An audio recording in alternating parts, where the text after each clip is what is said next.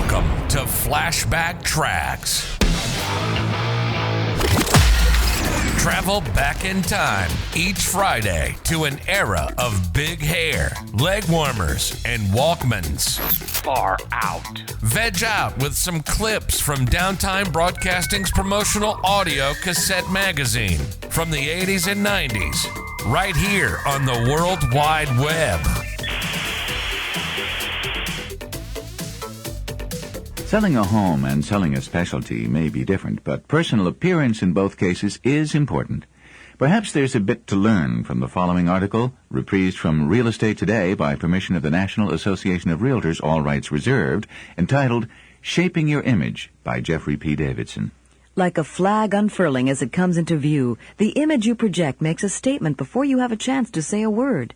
Experts say that your bearing, body language, clothing, and facial expression convey 55% of the message received by the person you are addressing. First impressions are especially important in real estate sales work, where trust and confidence must be quickly and firmly established.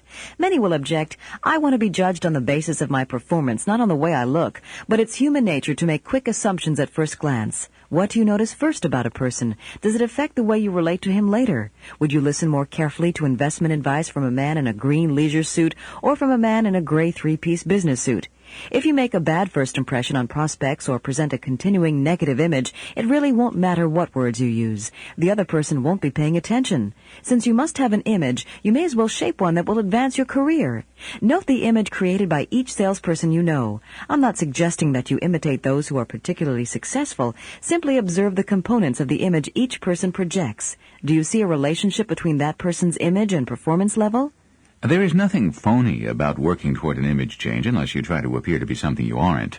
The process of correcting your image begins by defining who you are and how you relate to people and situations. Each of us projects some kind of image, whether or not it is deliberate. It's to your advantage to become conscious of the language of surface details and to use it to convey the image consistent with your values, goals, and intentions. Obviously, there is no one right image that spells real estate sales success. However, it is possible to identify single factors that generally are noticed by people you meet, factors on which they base estimates of your potential usefulness to them. Body language, your walk, your carriage, and the way you sit or stand, lean forward or back, as well as physical mannerisms such as arm folding or cupping chin and hand are all important. They testify to your ease or discomfort, self-confidence or self-consciousness, self-control or lack of it. Watch out for any nervous habits. Although you may not even be aware that you are drumming your fingers on the desk or pushing back your cuticles, these habits are a dead giveaway to a lack of confidence. Body language also conveys the level of energy and enthusiasm you devote to your work. Facial expression. A broad, friendly smile is a good opener for most conversations. It indicates your goodwill and helps put the other person at ease.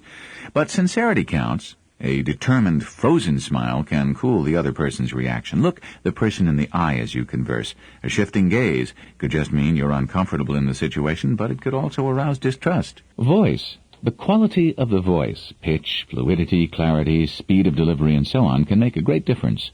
A high squeaky voice, for example, may be inconsistent with a high-level management position that requires the image of authority.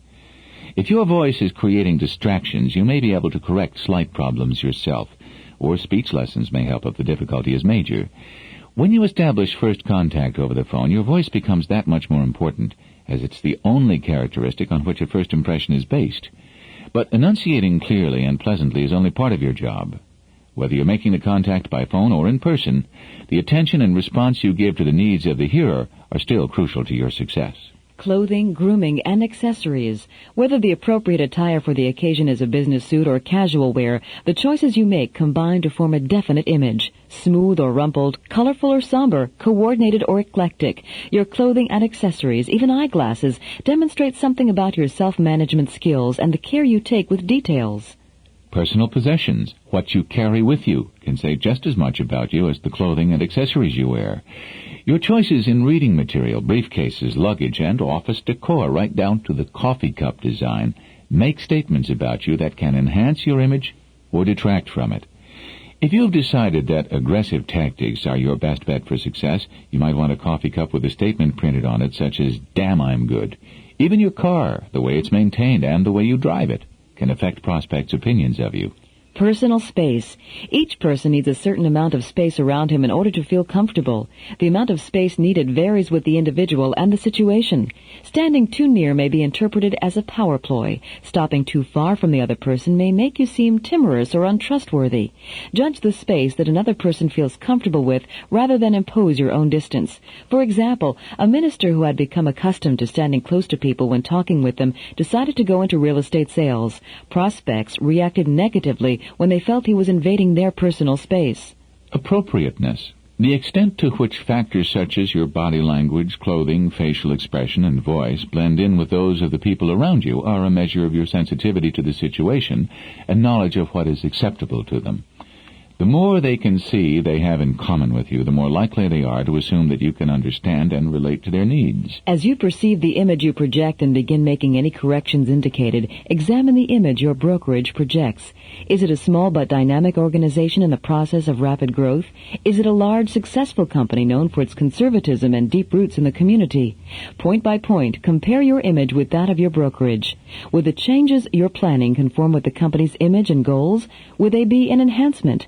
Basing your plans on this analysis should result in long-term benefits for you as well as for the brokerage you serve.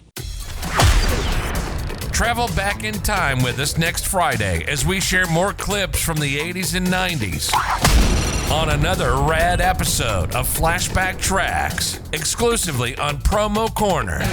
Time to bounce.